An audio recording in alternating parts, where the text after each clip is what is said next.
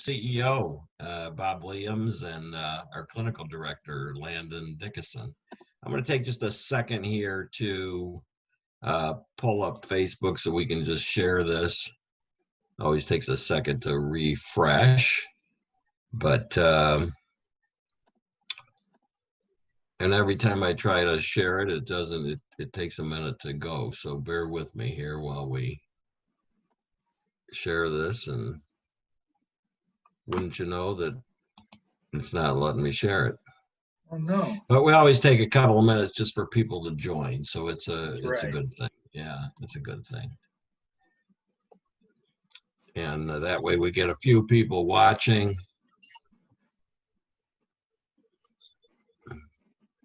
Now, what was I supposed to mute here, Landon? The video on Facebook, the little speaker in the bottom right corner. My IT person here is helping me. I got to figure out where Facebook is. We do a lot with a little, and we're proud of it. It's not working. Okay, well, yes. Click the little mute button. I got double muting here happening. Oh. I got to figure out what I did with Facebook before everybody's probably laughing at me here. It's the popcorn that our guest was referring to earlier. It's a popcorn moment. So when you got the image pulled up of the live stream itself, in the bottom right corner, there's a little speaker symbol, and you can mute that symbol itself. You can just click on it and it'll mute it.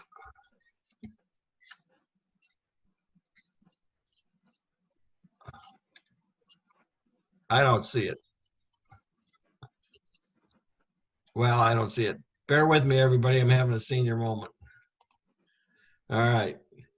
Anyways, welcome, and thanks for joining us. I hope people got a little laugh out of that at least. Anyways, we'll share in the comments tonight. We're really excited about our telethon coming up, and we're really starting to do well. We've got sponsorships available. It will be live. We haven't decided if we're going to go live on Facebook yet or YouTube or exactly what our venue is going to be, but we've got some celebrities from Hollywood going to be joining us. We've got some sports people. It's really going to be a fun couple of hours. We're going to do everything we can to entertain you, and we're going to try to raise some money. So as I mentioned last week, we're doing pretty good considering COVID. You know, our grants are up with our partners for services. As you know, we've got 45 kids on the waiting list. We just extended an offer to another counselor with incredible experience that will join Landon's team, and we're pretty excited about that. Hopefully he'll accept our offer, and we'll have a big announcement in the next week or so. But you know, so our grants partners, they support our services. So our services for victims are always free.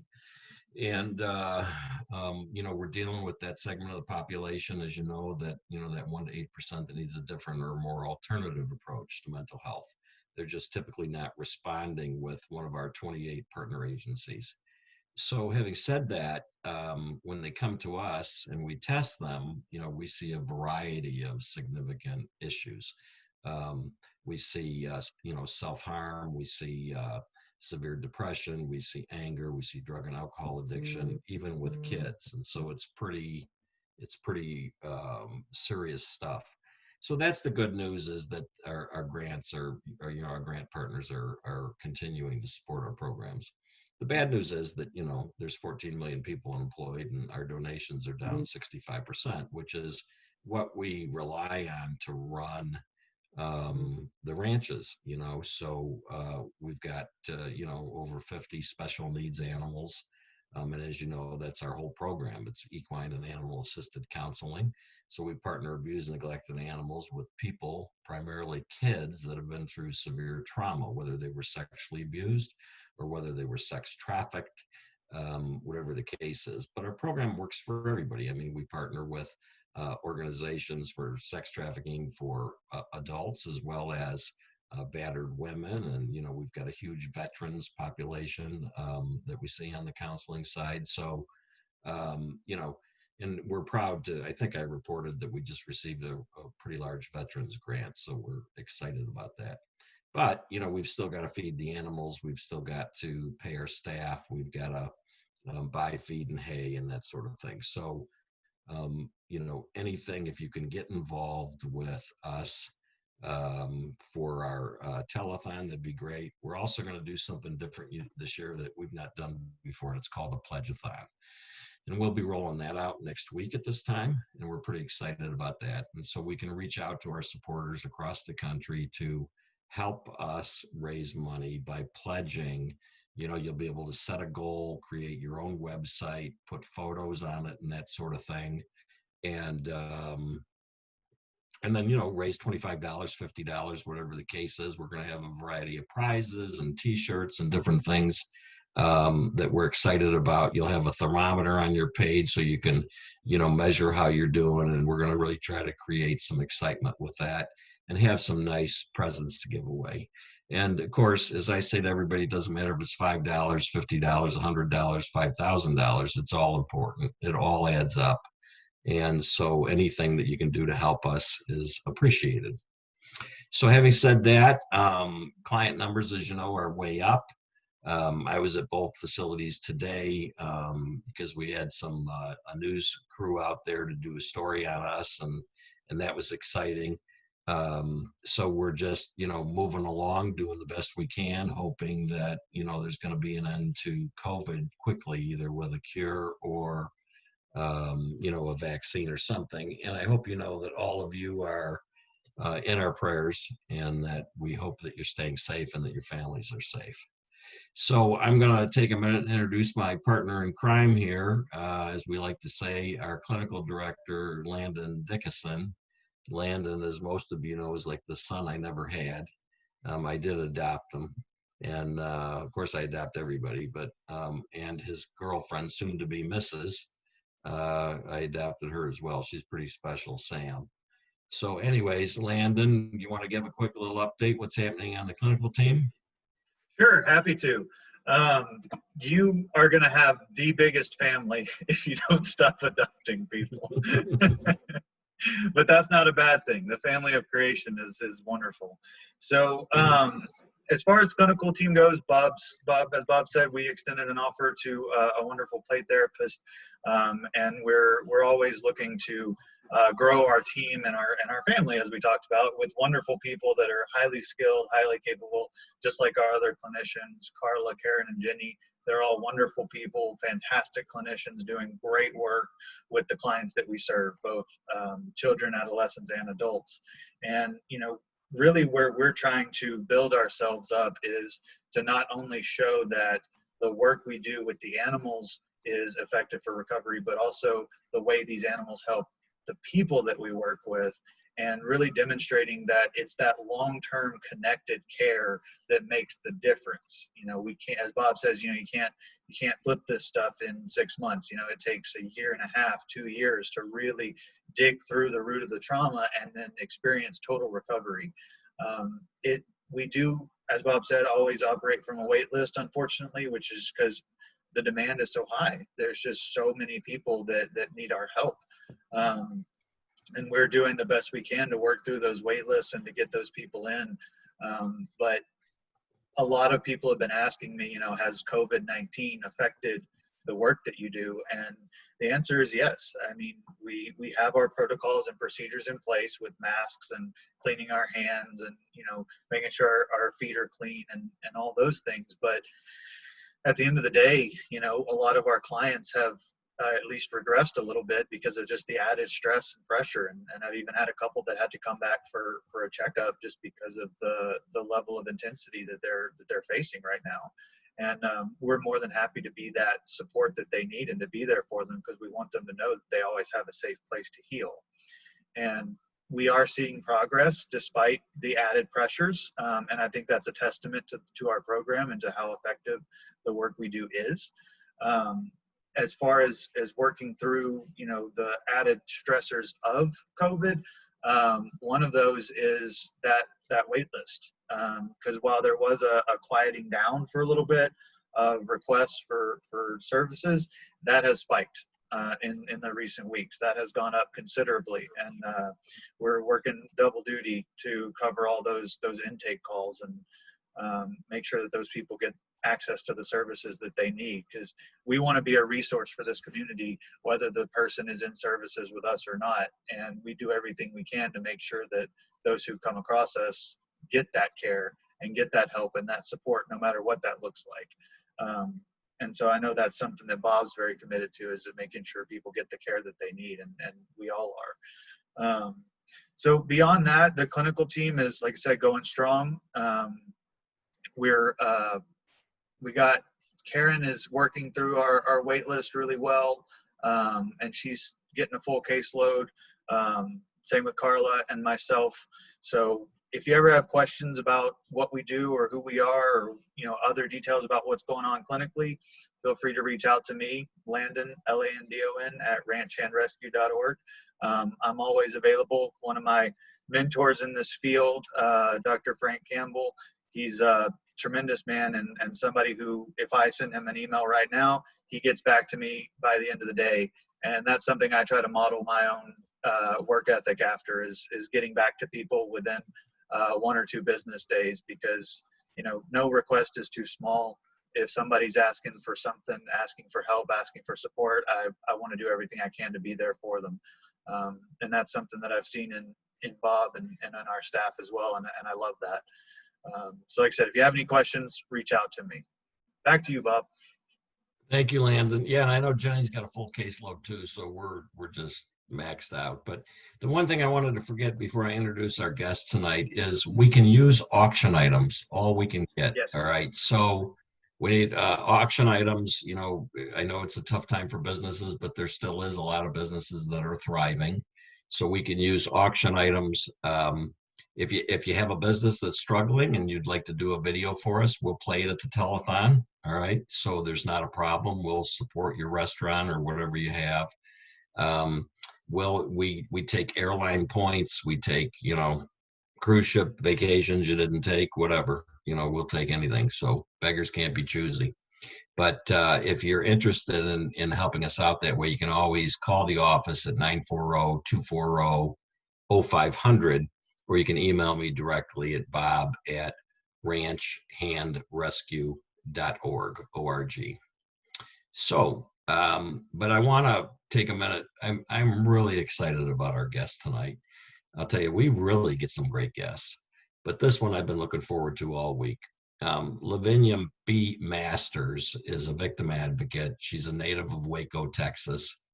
She's a loving wife, mother, and grandmother. I couldn't believe she was a grandmother. I told her earlier, I can't believe that you're old enough to be a grandmother.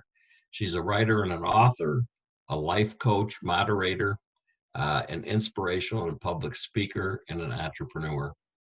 Lavinia B Masters struggled for many years emotionally, mentally, and psychologically after childhood sexual abuse and a brutal rape at the age of 13 years old, before discovering and implementing 7 steps to her true empowerment after sexual trauma through prayer and supplications.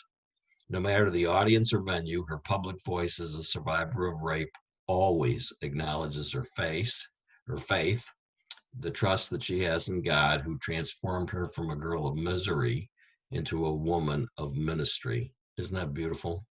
This transformation rescued her from the debilitating emotional, mental, and behavioral issues that defined her existence for decades following the childhood sexual abuse and rape at 13 years old. Today, she no longer just exists.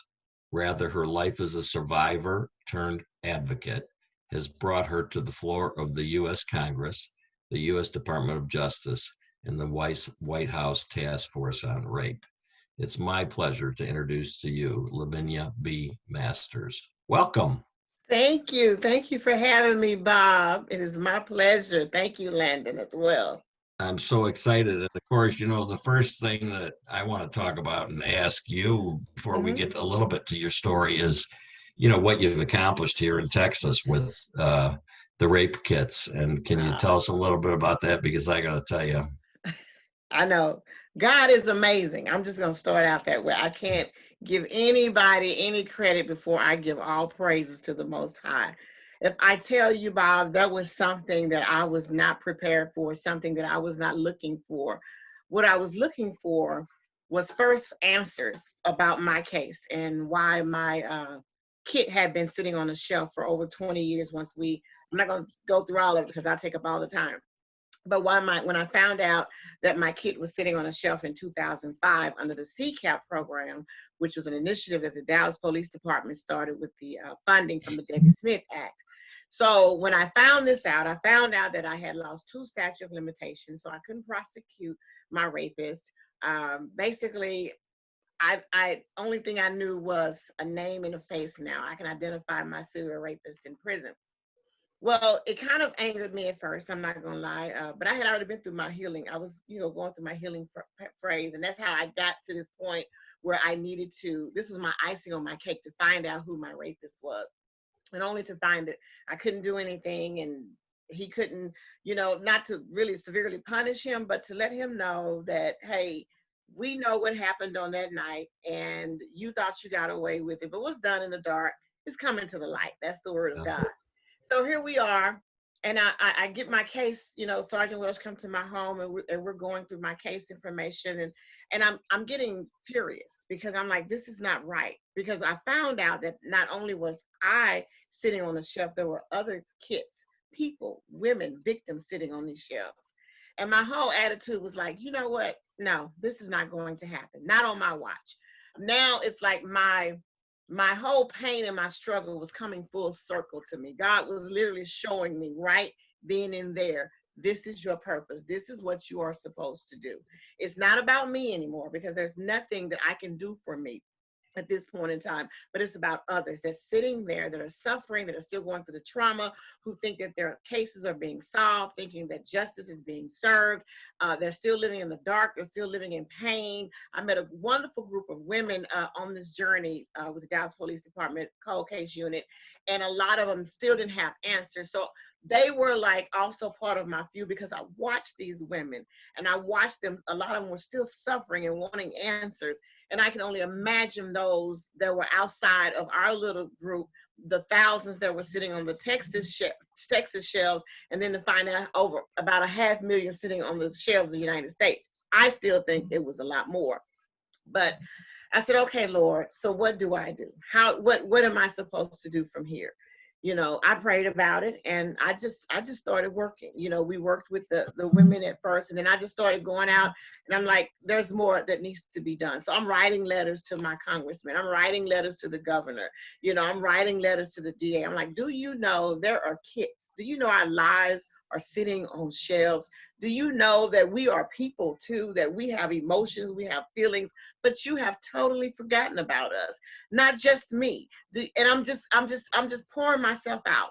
And so before you know it, it's like I'm the little engine that could. And so I'm being called here and called there, because now people's eyes are being opened about the rape kit backlog.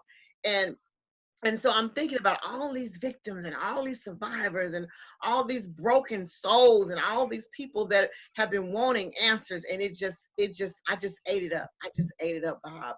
And I'm like, I gotta do it. I gotta do more. So I kept pushing, I kept pressing. Of course, I get backlash, or I get a letter saying, oh, we know about this, but we're fixing it, or we done this law, or we did this. And I'm like, no, you're not listening to me. You're going to listen to me. I've been silent for too long, and those days are over. You're going to listen to what I'm saying to you. So I kept pushing and I kept pushing.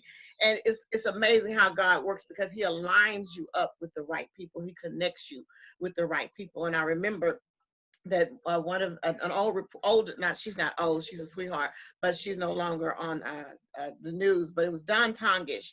And she, you remember her, Don Tongish? Followed me. And so she would connect me when she would do my stories, and she's like, hey, Lavinia, do this. We're talking about rape victims. And she was just fond of my work. And finally, she connected me with Senator Wendy Davis at the time.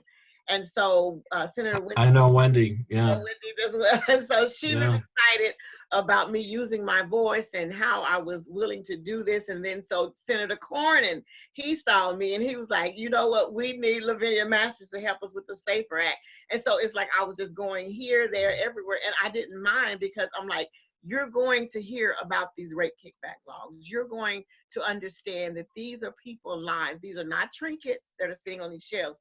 These are people's lives hanging in a balance. And so I just kept pushing. And then once Wendy had stepped down, or I think she lost to the governorship, she was going for governor, she connected me with Victoria Niave. And here is where I met my little sister that I did not know I had. And just a little ball of fire. And so she formed a task force, and we were putting our ideas together and things over the years I've done in the work, and how I think this work and what doesn't work. And she'd be like, Lavinia, can I say this, or do I say this, or do I call him a victim? Do I call? I mean, it was just like we just jail. And so we went, we were drafting up policies and procedures for changes of the laws, and they blindsided me, Bob, is what they did.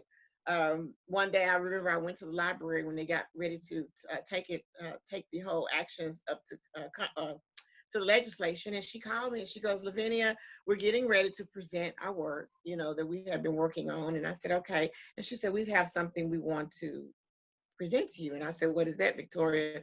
She said, we want to name. She said, she was explaining the bill. It was House Bill 8. She went through all the legal lingo. I had no idea what that meant. I was like, okay, She's like, it's a low bill. I'm like, okay. And she said, and we want to name it after you. And I got quiet. And I was like, name it after me? And she was like, yes, Lavinia. And I was like, no, this is not what I'm doing. I'm doing this to change lives. And she said, we know, Lavinia. And then I started crying. I said, no, but I don't want attention. I'm not doing it for that. I just want people to have the same opportunity as the next person to justice. I just want victims to have a voice. I want victims to be empowered. She said, and that's why we want to name it after you. She said, you did all the work, Lavinia. And I boo-hoo for days. And I was so worried, Bob. I was like, they're not going to buy this, because Senator Wendy Davis tried to do certain things to change the statute of limitations. And then Senator Cornyn, he did the SAFER Act, and it was like they was putting laws together on the federal level. But it's like here in Texas, with what we were really dealing with, it was like we were still being ignored. And I was like, well, if you think, you can do this. And I'm like, I'm pretty confident you can. And she did. And it flying colors. I went up to Austin to speak, and I was just amazed how they received me and how they were just so welcoming to the whole idea of the new law and the rape kit. And I was just, it's like I was on a different world, on a different planet. And and like I said, I just praise God for it, Bob, because it was nothing that I could have done, nothing that I could have done. It was him aligning everything, setting everything up, and him taking care of his people, because that was my ideal. These are your children, God. I don't care what people believe or what they don't accept or who they believe in. These are your children. These are your people. And I told you, once you saved me, delivered me from my pain and trauma, I'll go. And so I saw my assignment and I went, and I'm still on my assignment, and I'm excited about it. So the Lavinia Masters Act was born. It was signed June of 2019 and went into law September 1st, 2019 of last year. And it has been amazing because I hear that it's doing great things. People are following the protocol, the purpose that it happens. And sometimes I get survivors that'll call me through the process, or they'll send stuff, and they're thankful now because now my kid, this is happening. And I'm like, all glory to God, Bob. I promise you, all glory to him.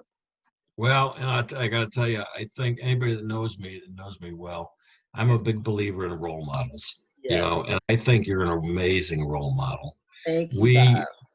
There's a difference between people, isn't there? The ones that do and the ones that don't do, right? Yes. There's dreamers, right? And then there are those against all odds, turn things into action. All right. That's one of the things I admire about you.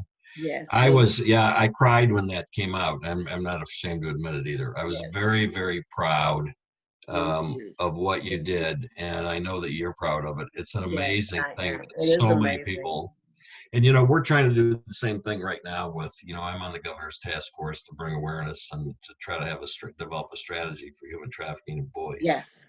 Texas. Yes. And, Yes. man, and that's a big issue. And It we're kind is. of doing the same thing, fighting an uphill battle with Yes. awareness and letting people know what an issue it is and that sort of thing. So Yes. I want Yes. to congratulate you. Thank you so much, Bob. Yeah, Thank you. it's really exciting. Yes, it So is. tell me, what was your, I know you struggled a lot. I know you had Yes. a tremendous Yes. amount of trauma. What was life like for you after this? I shared with you a little bit about my struggles and Yes. My most of my struggles were I was um I was angry, Bob. I was very angry and I was a bitter person. So I would lash out. I would act out. I tried to commit suicide. Didn't know that a bunch of aspirin would do nothing to me. I thought it would, but it didn't. Took a whole bottle of aspirin and some other pills. I don't know, even know what they were. But all I did was regurgitate. That was that. I guess God said no. So yeah. that didn't work. But I was very angry. I turned into I would say, brawler, because I was still in school. So this child that left the before school, before summer break, that was a student that, yes ma'am, no ma'am, yes sir, no sir, came back with, you don't tell me what to do, you Mm-hmm. not my mama, this was me, this was the new me. Got into fights. They were calling my mom, she's in another fight, she's gonna get suspended, uh, in-house suspension, forging mama's signatures, just because what I wanted attention, I wanted somebody to help me. That's what I Right. realized. And I remember getting so angry at school because at one of my counselors, because I felt that they should have known that I was acting out for a reason. I'm not the same kid. So I'm thinking, why don't you get it? Instead of sitting me down saying, and I cussed her out. I repented because she cried because I cussed her out. She said, I feel sorry for your mama. Oh my God. I'm like, really? And I just lost it. I went ballistic. I was like, why are people so insensitive? Why are they so hateful? Why are they so selfish? Why don't they think of others? Why don't they consider? Why don't they even, and this was my mind at 13. Right. I was so angry. So this is what I did. And I would do little spiteful stuff. My stepdad, I would put stuff in his drink. I mean, it's just crazy things out because I was just mad at the world. And nobody embraced me. Nobody said it wasn't your fault. Nobody Right. said it's going to be okay. None of that. And I just got angrier and angrier and angrier. And I would eat. I would eat, and that's one reason I gained so much weight. I would just eat. I would just eat food in Very my mouth. common, by the way. Yeah. And so, and that was just it. That was me. And so I'm thankful that I didn't go. And I'm going to tell you, I think I was more of a chicken when it came to drugs and alcohol, because I did see my family that I was close members of my family suffer through things like that. And so that kind of scared me to even try to go that way. So I guess I did have a little will in me to fight or to survive, and I didn't realize it, because I'm like, no. And I had people offer me drugs. I had people offer me alcohol. And I was like, you know what? No, this was not for me. And so I guess I did have a little will in me to fight and stay alive, but I didn't realize it because I didn't want to go too far where I couldn't come back at all, because I honestly felt that I wouldn't be able to come back. That's Yeah. how I had no confidence, no self-esteem. And I just honestly thought I would not come back. Once I tried trying to kill myself and that didn't work, I figured it was going to be something else that was going to destroy me. And it wouldn't be, things like you automatically think it'll be death with taking medication. I said, and that just stuck with me. It just really stuck with me. But it was hard. It was very hard. And they were not offering us counseling. If they did, they didn't tell us they had counseling. And it was just, I found out as I got older that my mom had been raped and domestic violence. And so it was like, I didn't have that part either. And so I was angry with her, and it was like we were clashing and I didn't even understand. I'm like, I used to love this lady, but now I'm confused, you know, and Yeah. but it's like those demons were coming back to attack her through me. And Right. your world is chaotic, Bob. You can understand me. Your world was chaotic, and you feel like you're in a world all alone, but it's darkness, and you don't know what direction to go in, what's next.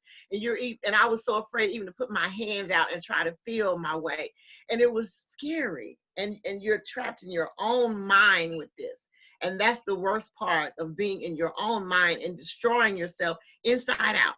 And and I had got to the point where I was like, I can't do this anymore. I can't. So my grandparents, my grandmother and my mom, they raised us in a house of faith. And as I got older, I got married, and I was like, you know what? I got to go back to my first love. And that was what we were taught, is our first love was Jesus Christ. And so I had to go back. I'm like, I know I may seem crazy talking to something that's not there. I can't see, but I know you're there because I know you kept me. I need you to help me with this because nobody else will. And that's how I felt. And so after that, I know many people now don't have faith or won't believe, but I figure that God is using me as that physical entity to be here and help those that don't know or don't understand, at least to plant water. But I know God in the end is going to get the increase out of our work that we do for victims. I have no doubt that you're right. I mean, first of all, I think God brings people together for a reason, right? Yes. He brought us together. Yes. There's no mistakes. Yes. And then secondly, I think he put you where he needs you. Yes, he does. And you're doing exactly, I mean, you're doing his work right now. Yes. I was, for me, my experience at 17 was a little different. Yes. I felt I lost everything, that Yes. everything had been taken away from me. Yeah.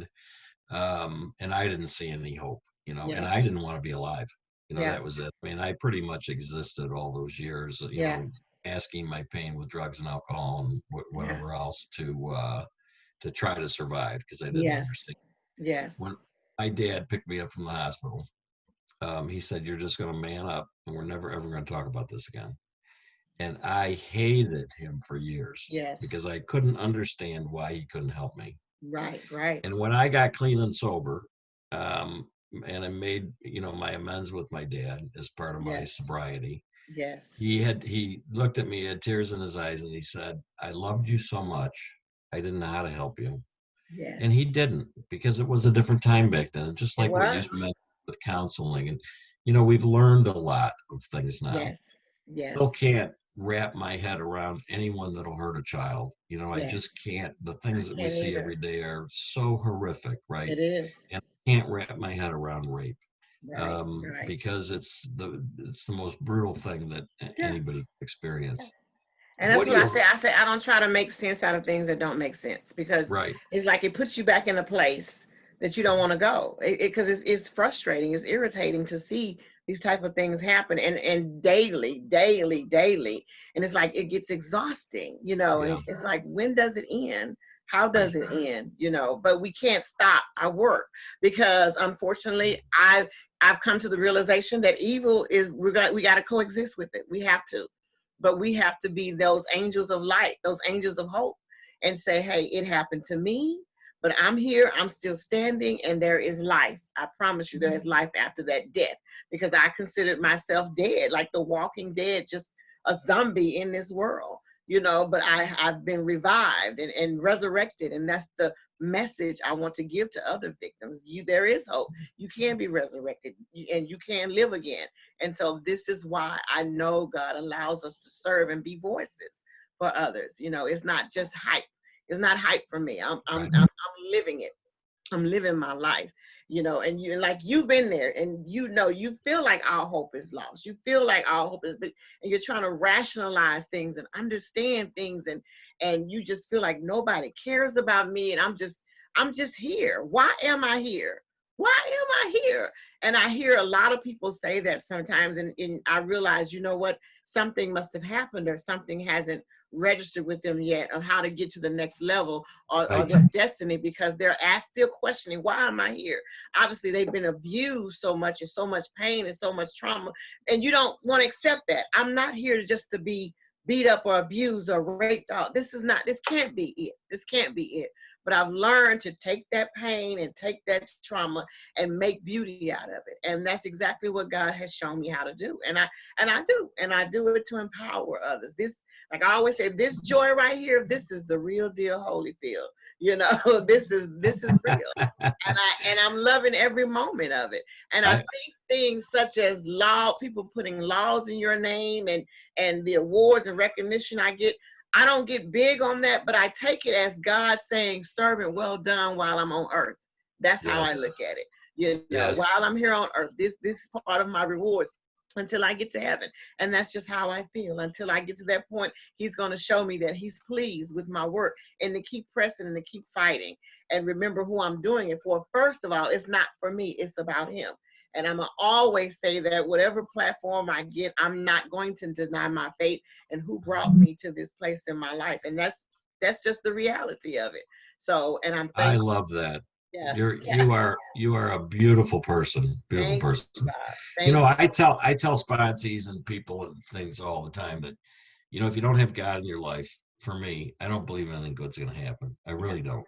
Yeah. And part of, you know, if you can believe this, there's not one safe house in the country for young men that have been sex trafficked. We're going to open the first one. Yeah. And everybody says to me, you know, what are you going to do? Well, we're going to do all the basics. You know, we're going to give them the therapy that they need, and the psychoanalysis and the medical care and the love and the other things. But we're going to help them find their power, their spiritual power, right? And for me, it's God. But whether it's Buddha or, you know, whatever the case is, there has to be something bigger than all. Right? Yes. And I love that you said that. If I don't mean to interrupt you, but I remember I was speaking at a college a few months before COVID hit, right before COVID hit. It was like a couple of weeks before COVID. And the young lady asked me, she said, so Lavinia, what if I don't have religion? I said, darling, it's not about religion. I said, it's about relationship. What I have is a relationship with God. So you find your relationship. If you don't want to accept God, or if you don't want to accept Jesus, your Savior, you find that relationship, that entity. Don't go searching for religion, because you're going to still feel lost. But you get that relationship, someone that's going to empower you if you don't want to believe in God. I said, but mine was the Holy Spirit, you know, and that's what I embraced. And I have a relationship. I can go to his word. I can embrace him. I feel his spirit embracing me and empowering me and giving me strength to go on. Because I promise you, after rape, life doesn't stop with all the traumatic and the trials and the tribulations after you've been healed. You're going to have death. You're going to have more rejection. You're going to have more abandonment. You're going to go through. The Bible says that in this life. So that means I got to be prepared. I have got to be prepared for whatever may come. But when I look, I said, Lord, you've done this. This was a major thing. You know it, Bob. This is a major thing to be delivered from that pain and trauma. So I'm like, I have no doubt of what God can do. I am like confident. And there have been some moments where I'm like, okay, Lord, what you doing right now? But it's like, he's like, just keep trusting me. Keep going through the process. And so, yes, I love that you said that. Well, thank you. You know, what advice do you have for parents? You know, one of the things before you answer that I'm always shocked at is I speak at events or, you know, around the country. People always come up to me afterwards and say, I was sexually abused as a child. It went unreported. We see it in our clinical program. So we do counseling for kids that are incarcerated. Over half those kids were sexually abused and it wasn't reported. People wonder why they're acting out. They're really not bad kids, right? Yes. Thank you for saying that. And, you know, because we're focused on innocent victims is what they are. So what advice do you have for parents in terms of, you know, you've done a lot in your life. You've helped survivors. Yes. And, you know, obviously this is every parent's nightmare.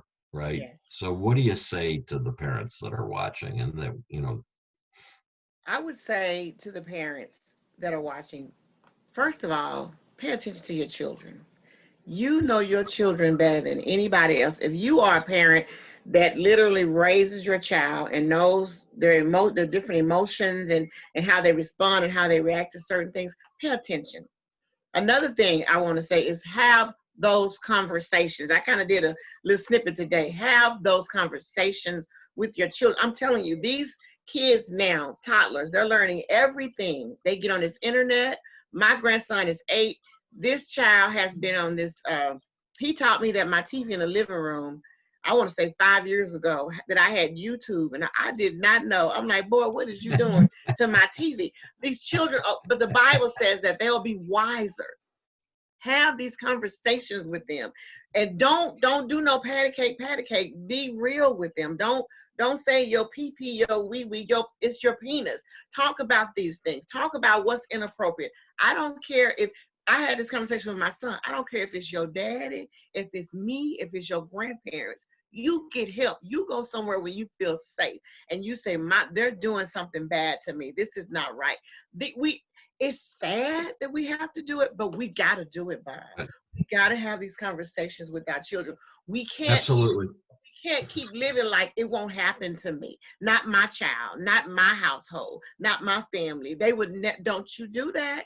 Don't you set yourself up like that, because that's exactly what you're doing. And so you got to have these conversations. You got to be real. You got to be open with your children. You got to explain. And if you've been through trauma, I'm telling you, by all means, find a way to share, enlighten them or some kind of way so they can know, and understand things better. I remember when my son, he's 29 now, but when he was 15, when my case was, when he was he 15 or was he younger?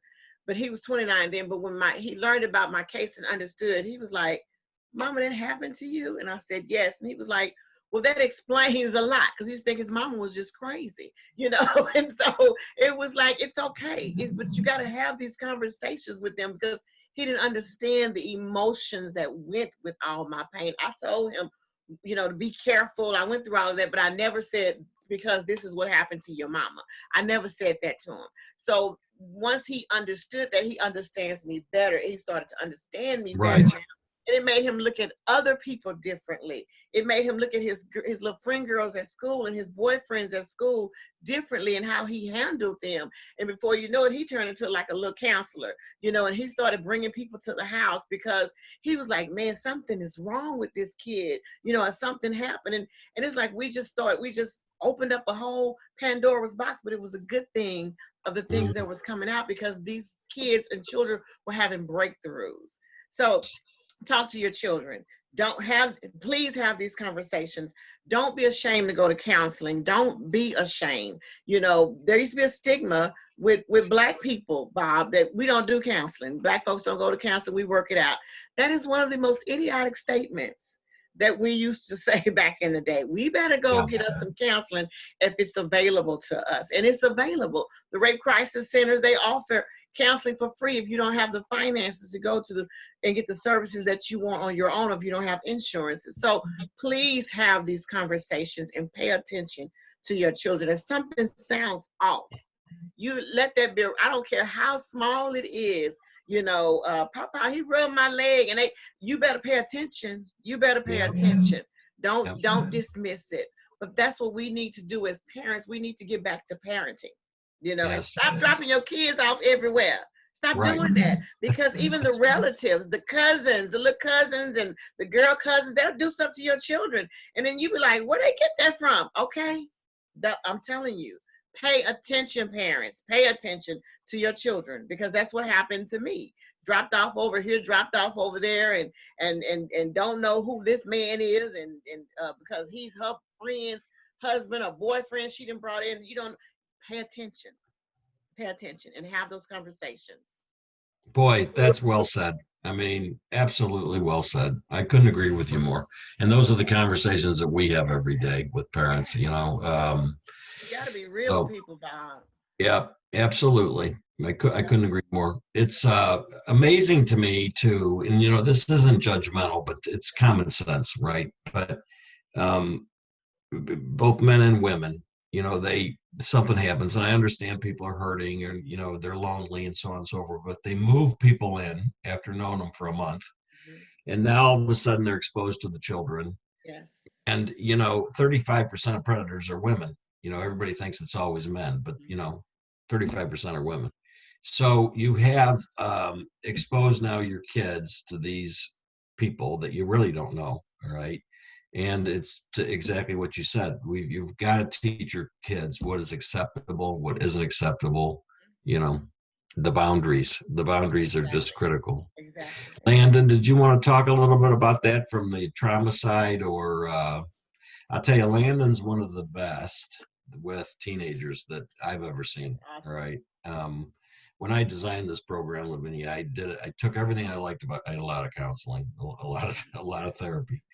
I took everything I liked and everything I didn't like, and I combined a bunch of different modalities with the animals. Yes.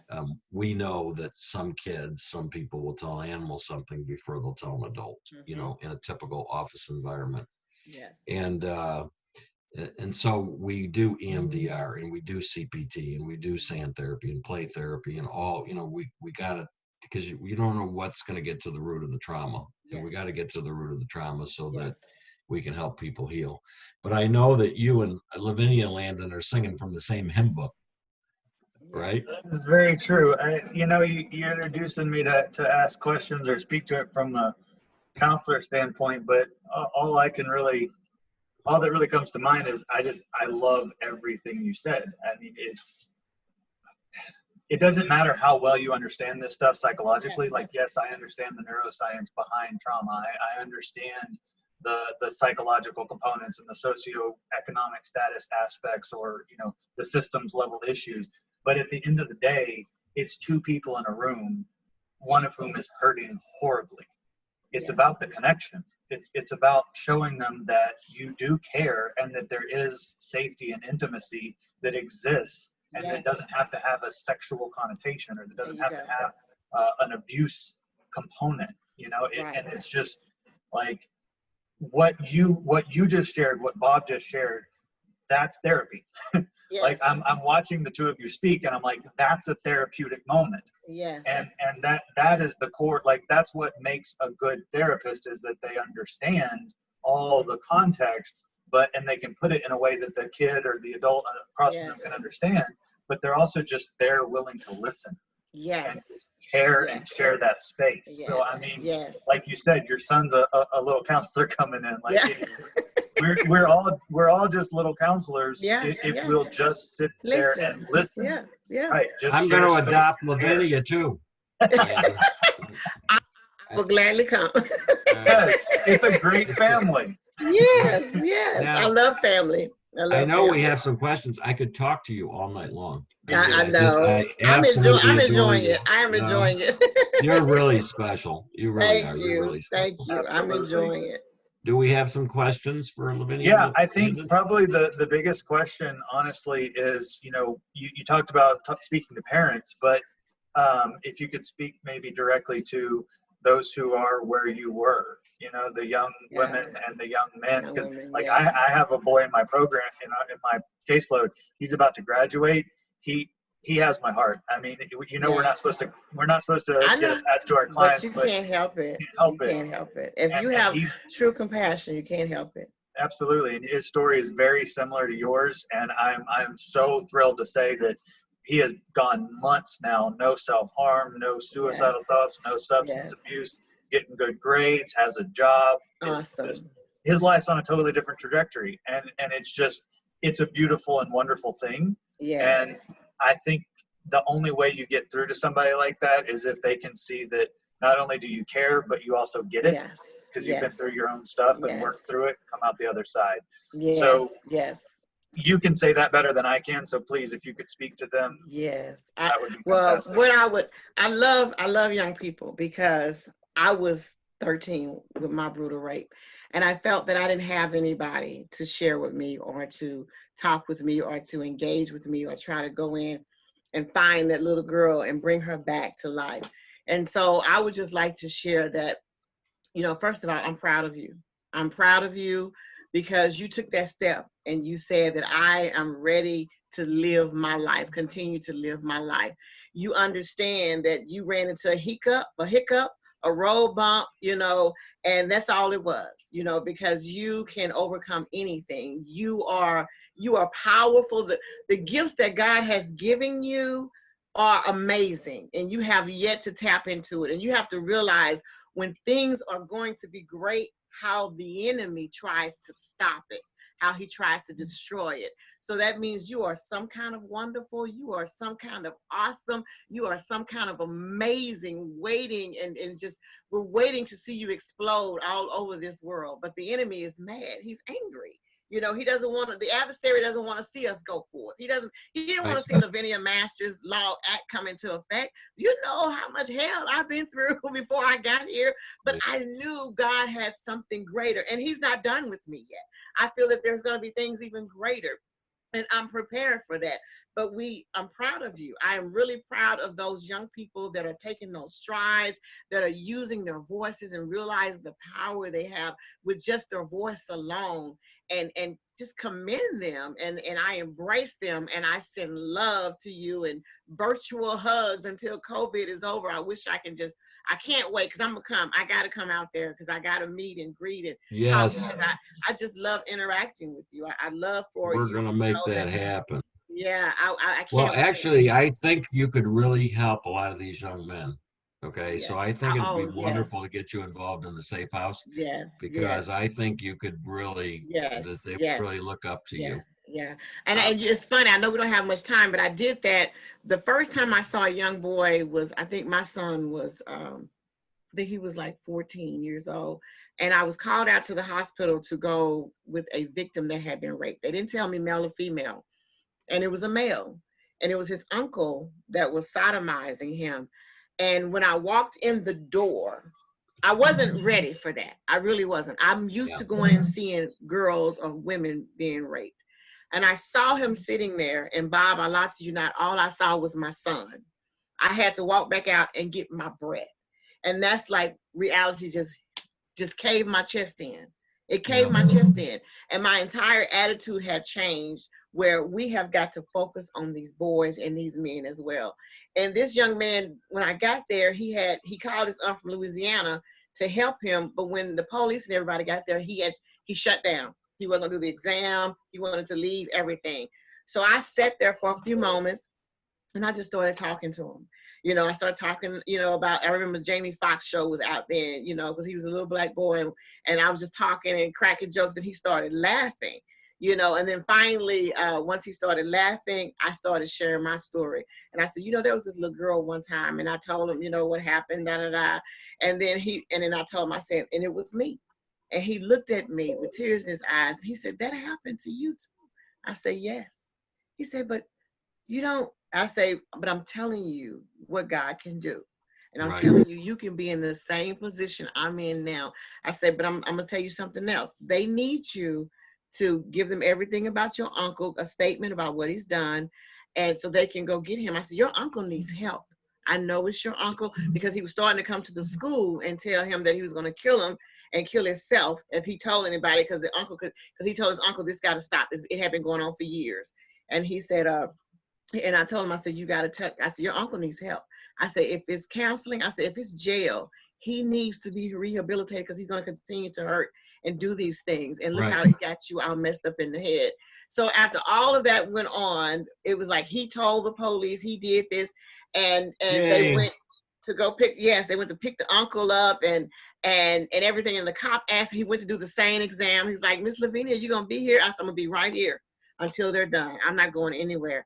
And I remember the cop asked me, he told me to come out in the lobby, and he said, how much are you getting paid to do this? And I said, not a dime. I said, my pay comes from upstairs. And he looks at me, he said, upstairs? I said, my Savior, my Heavenly Father. I said, and he said, well, what you just did for that young man, he said, I've never seen anybody do that before. I said, praise God. It wasn't me. It wasn't me. You know, and I said, and well, the funny part about it was, one girl had been called out, and they made a mistake and called me out as well from the crisis center. And he would not break for her at all. And I said, and that was God. I said, that was absolutely how everything's supposed to happen. And so I would love to work and reach out, because I know, and I feel this way because I have such a close relationship with my son and my grandsons. I love boys, you know, and I just have a bond with them, you know. Wow. And so I would love to do that, because they matter, you know. Yeah. And I know the whole thing. I'm a man, I'm a boy. I can't talk about this. I got it, like you said, your dad told you, I got to man up. I can't. Right. No, baby. No, you were hurt and you need to heal. And so I would be honored to share anything that you have to do, or what I know God opening doors or whatever platform he gives me. But I need them to know that they are handsome and beautiful as well at the same time. That's so kind of you. So kind of you.